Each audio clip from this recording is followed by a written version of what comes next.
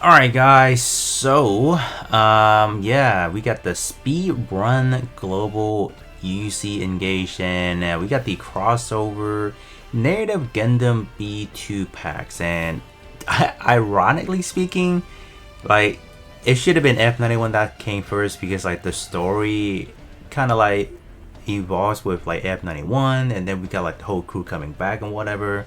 But this is what we're working with, and we gotta stick with it. In my honest opinion, of all the crossover event, if you just talking about like the first four, F91, this unit, what is it? The unicorn with the hyper mega launcher, and then we have the Zeta with the, is it the IFU, Bonker, and Claw? I would definitely say Unicorn and Native are like the two must pick, because now that global release order for these crossover unit are gonna be in just out of sync as well, I don't really see a point of even going for F91 anymore, given how it is. But I would say that because like the fact that global speed running, I'm gonna say a lot of players are not going to have a lot of damage to even go for every single one of them. So you gotta be really strategic, you gotta really plan ahead. So that's why I feel like if you get narrative, you kind of set. Unicorn, you can just kind of low-key skip until like the next time around. So because this one is a super limited banner comes out every 3 months, right? So if you're not getting this right now, you're gonna have to get it back in like 3-4 months or something like that. But if you're talking about speed run mode, maybe in 2 months.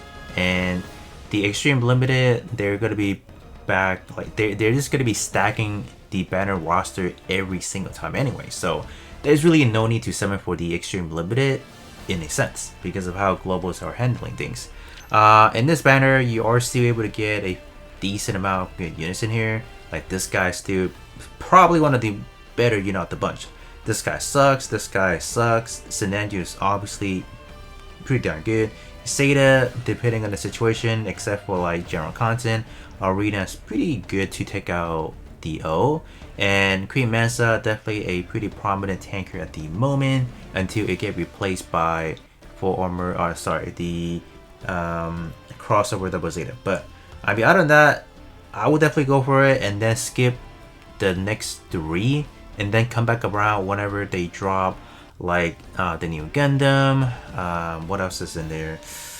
The what was it? Oh, I would even skip Victory 2 as well. So in theory, you only need to get this guy and the new Gundam, and then whatever comes after that, go ahead and summon for them. But yeah, that's just kind of how I'm seeing it, because there's no way, unless you guys are just like straight up lucky, your free tickets, you get the units and the pilot every single time, then you're solid. But if you don't, well, you gotta plan ahead. So this unit overall, as we take a look at the crossover units kits, I want to say this one's like the most impressive. Like when we take a look at the skill 1, skill 2, it's not like, oh my gosh, it's like the best of the bunch, but it does a lot. It does a lot of the simple things that we don't think matters, but it actually does matter.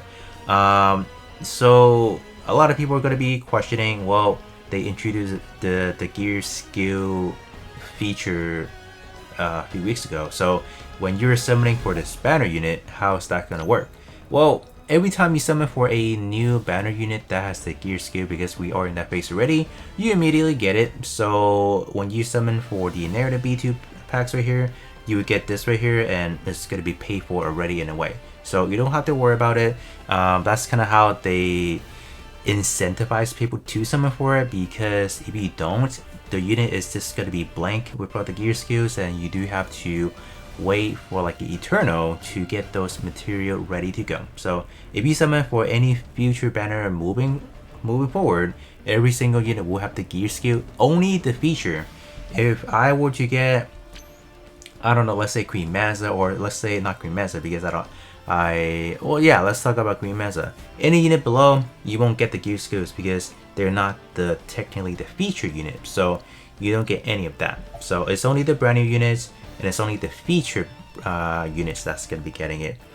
Alright, anyways, with the gear skills and whatnot, a lot of these units can be classified by doing like your general weapon damage like these over here, or just straight up doing EXQ damage because of the great skills. Because in PvE, just general content, your skill damage is base damage is already 20 million, and on top of that you have your base 2000% as well. So it's essentially this.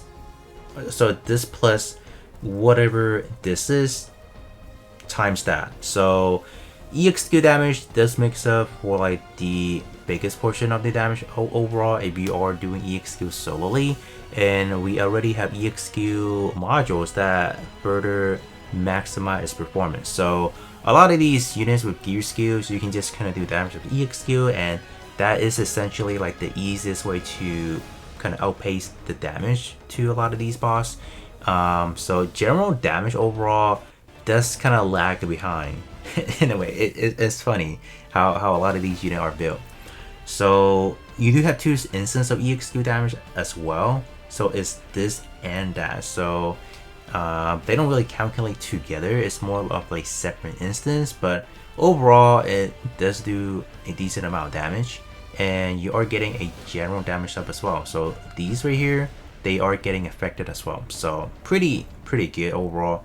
And you do have a guaranteed evasion as well, so that's nice for 10 seconds after every time you pop EXQ.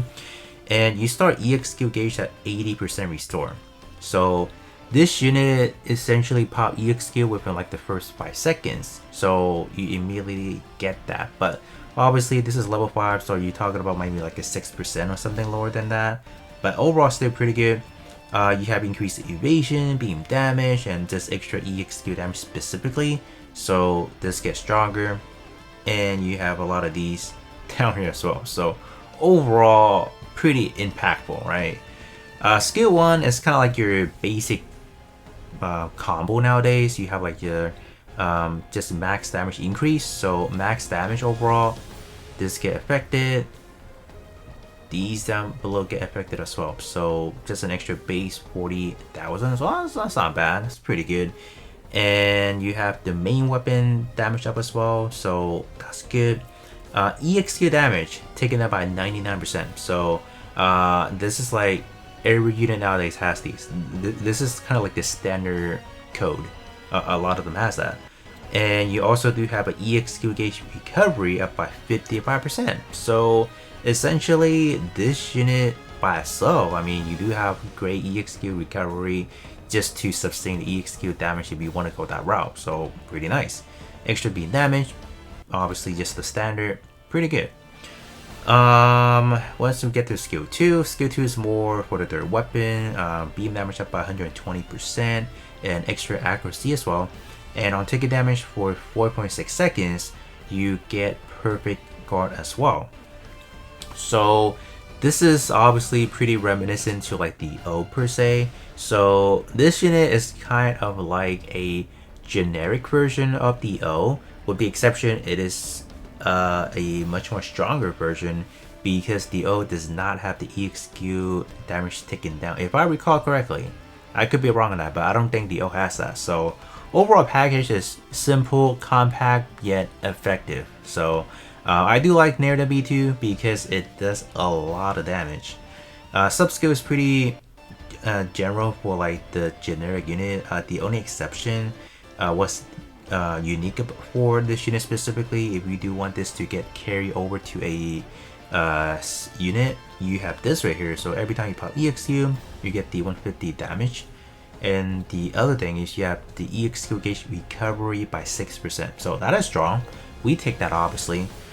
So the main weapon, like beam rifle, and then the shield gallon. The shield gallon does a lot of damage. When I'm talking about a lot, I mean it. So yeah, it's gonna be overall pretty strong. So yeah, this is definitely the unit that I recommend for you guys to go for.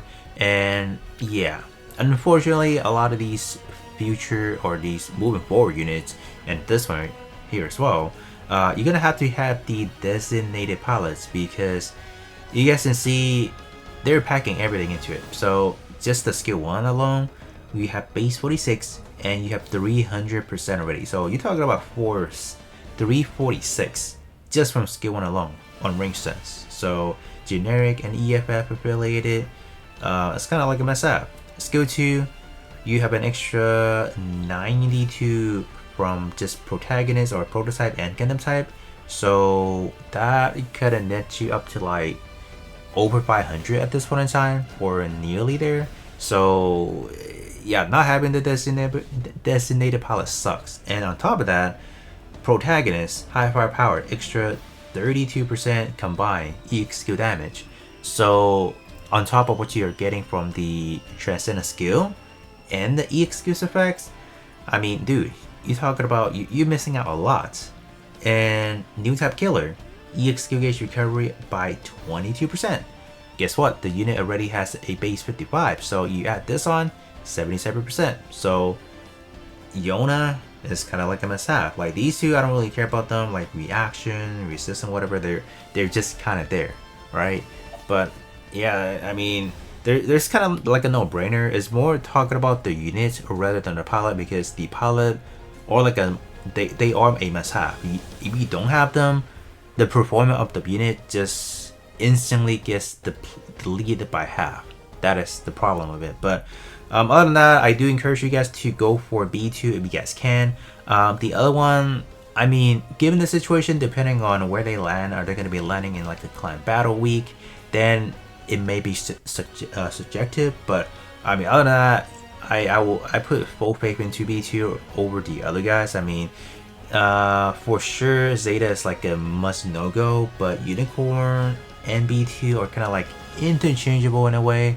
So I'm just gonna kind of leave it there. You guys can definitely pick which one you guys want to go for, but at the end of the day, I do want you guys to continue saving if you guys don't feel like you want to go for this one, because later down the road there's just going to be much more better units, and the more you accumulate, the more you can summon, and the more you summon, the higher chance you'll get a lot of these previous a little bit better unit as well. So that's going to be pretty much it for me, and I will be catching you guys off on the next one.